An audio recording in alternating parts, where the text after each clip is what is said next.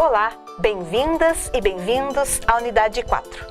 Nessa unidade, vamos conversar sobre os verbos, tão fundamentais para as produções textuais, também de maneira geral. Lembramos que na unidade 2, observamos as funções dos pronomes. Na unidade 3, conversamos sobre as estruturas sintáticas desses pronomes. E na unidade 4, vamos falar de definição e função gramatical das estruturas verbais. Lembrando que os verbos são classes de palavras variáveis em número e pessoa. Um verbo é uma palavra que indica acontecimentos representados no tempo, como uma ação, um estado, um processo ou um fenômeno. Os verbos flexionam-se em número, pessoa, modo, tempo, aspecto e voz. As orações e os períodos desenvolvem-se em torno de um verbo. No ensino fundamental 1, verificamos 3 tempos verbais: passado, presente e futuro. No ensino fundamental 2, temos a divisão em 8 tempos verbais, com os 4 pretéritos. Nosso objeto de estudo são os verbos, mas em seu uso, ou seja, como utilizamos as estruturas verbais. Os verbos de início têm uma classificação, uma definição. Quando falamos em definição e classificação, é exatamente isso. Como já disse, verbos são classes de palavras variáveis. Utilizamos e observamos os verbos quanto à sua classificação. Verbos regulares. Temos como verbos regulares aqueles que não alteram o radical. Por exemplo, o verbo cantar, o verbo vender e o verbo partir. Se colocarmos esses mesmos verbos no passado, no presente e no futuro, na primeira, na segunda e na terceira pessoa, em diversos modos verbais, tais como indicativo, imperativo e subjuntivo. Caso não ocorra alteração na primeira parte, que chamamos de radical do verbo, no processo de conjugação, chamamos de verbos regulares. Verbos irregulares. Nesse mesmo processo, temos os verbos irregulares, isto é, conjugando ou pensando em primeira, segunda e terceira pessoas, já que existe uma transformação parcial ou completa desse verbo. Por exemplo, o verbo ser. Pensamos na primeira pessoa, eu sou, e na segunda, tu és. Vejam que já mudou, teve a transformação completa nesse caso do verbo. E por isso os chamamos e classificamos como verbos irregulares. Mas e a função dos verbos? Quando falamos dos verbos, quanto à sua função, verificamos 2 funções básicas. Alguns verbos possuem a função de articulação, isto é, precisam se mover, articular-se com outros elementos, com outras estruturas, com outras funções. E também existem os verbos de ligação. Quando falamos em verbos de articulação, são aqueles que expressam ações. Vejam que na própria definição gramatical falamos assim: verbos, palavras que indicam ações, estados ou fenômenos da natureza. Mas no que se engloba essa definição? São verbos de articulação, isto é, precisam de um contexto, de elementos para estabelecer um sentido. Já os verbos de ligação são os verbos que não servem ou não possuem esse sentido de complementos. Não precisam desses elementos para ter sentido. Verbos de ligação são apenas para estabelecer, como a própria palavra diz, a ligação entre o sujeito e as suas qualidades ou as suas informações. Lembramos, verbos de ligação: ser, estar, ficar, e alguns outros que observaremos a seguir. Por exemplo, estudamos os verbos de ligação: ser, estar, ficar, permanecer. Esses verbos vão indicar quem é o sujeito e qual a qualidade, qual o complemento ou a característica desse sujeito. Observando um pouco mais quanto à sua função gramatical e não só a definição, temos basicamente os 2 verbos. Verbos de articulação, que são aqueles que expressam ações, diversas ações, e a subdivisão também. Verbos de ligação, que estabelecem a ligação do sujeito com a sua qualidade ou com a sua informação que se tem a seguir. Quando pensamos nessa divisão, podemos estabelecer outros elementos a partir disso. Mas como usamos esses verbos, sejam eles de articulação ou de ligação? De primeiro, os verbos de ligação, que são utilizados da maneira mais recorrente nas produções textuais, pois os utilizamos para ligar as ideias, os contextos que utilizamos em nossas produções. Já os verbos de articulação precisam de um pouquinho mais, precisam do apoio de outros elementos, por exemplo, das preposições. Não há como falar em verbos sem lembrar das preposições. E é o que iremos fazer com o passar das unidades. Temos as duas funções dos verbos. Mas e sua classificação? Vamos deixar para resgatar como memória, com um exercício bem rápido. Mas as funções gramaticais nesse processo aqui é que são importantes. Temos o quadro de funções gramaticais desses verbos. Por exemplo, ao falarmos em verbos de articulação, lembramos que são verbos que expressam ações. Mas essas ações, como podem ser? Podem ser ações voluntárias, alguém praticando, ou ações involuntárias, por exemplo, fenômenos da natureza. Verificamos. Choveu ontem? Quem praticou? Ninguém? Apenas ocorreu. Eu estudei para a prova. Quem praticou? Eu? Temos ações voluntárias e involuntárias. Esta definição de ações voluntárias e involuntárias que estudamos e classificamos dentro de um estudo específico da língua portuguesa, com as estruturas dos verbos e os seus complementos, temos como verbos de articulação. Alguns materiais, alguns estudos classificam esses verbos como transitividade verbal. Outros chamam de predicação verbal. E ainda tem um terceiro, muito recorrente, que fala em regência verbal. A regência verbal, ou predicação, ou transitividade, analisa-se dentro de 4 estruturas. Falamos com os verbos de articulação e olhamos a função, ou seja, que tipo de complemento ou de função está exercendo. Temos as 4 funções dentro da transitividade verbal. Verbos intransitivos, verbos transitivos diretos, verbos transitivos indiretos e quando temos os dois ao mesmo tempo, verbos transitivos diretos e indiretos. Os verbos de articulação precisam exatamente articular entre os elementos de uma oração, entre os elementos de um período.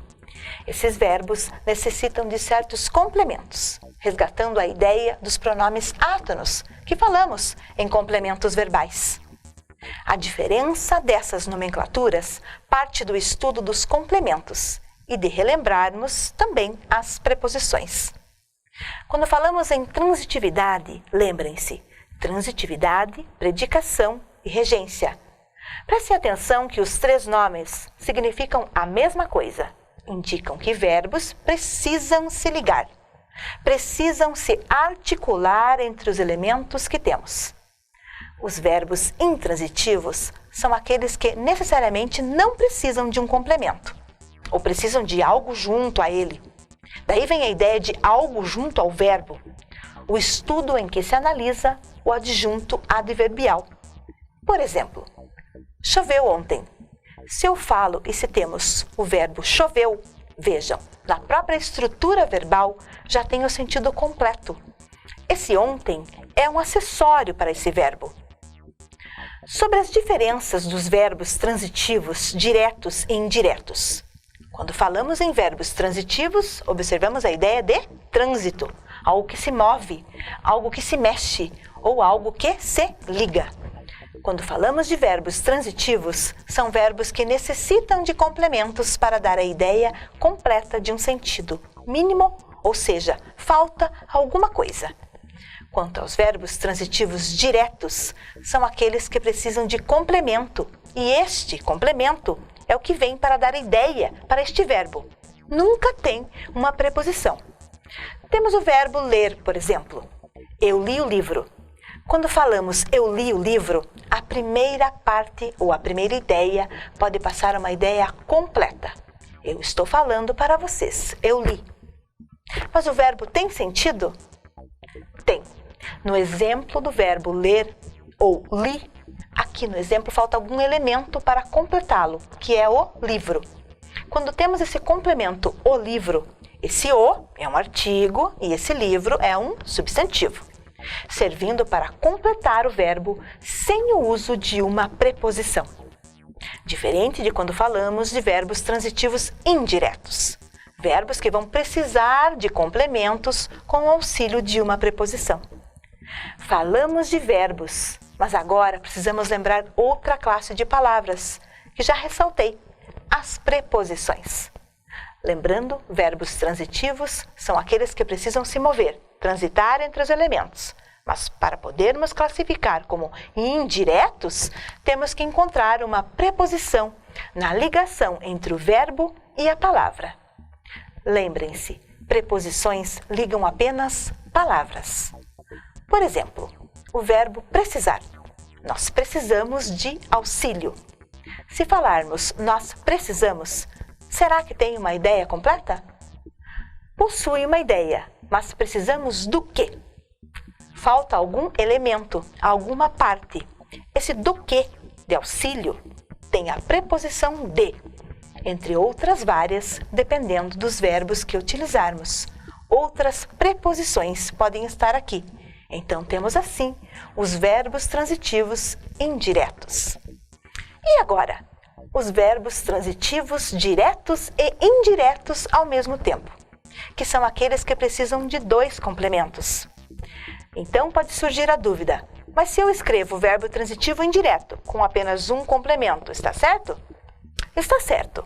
Se eu coloco outro complemento, está correto. Sim. E se eu coloco os dois, está certo? Também está.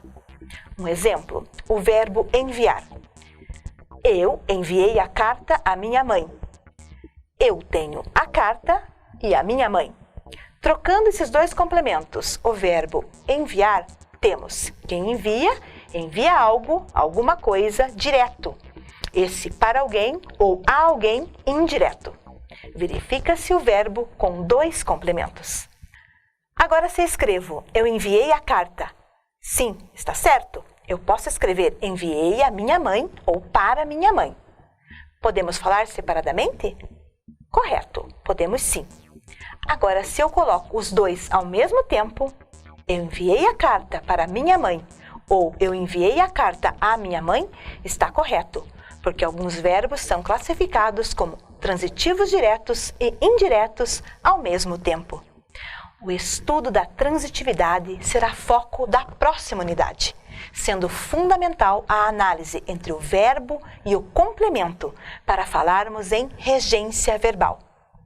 Reafirmando, a transitividade verbal indica a articulação dos verbos, pensando sua função sintática. E agora, os verbos de ligação. Os verbos de ligação não expressam ação, apenas estabelecem uma ligação entre os termos.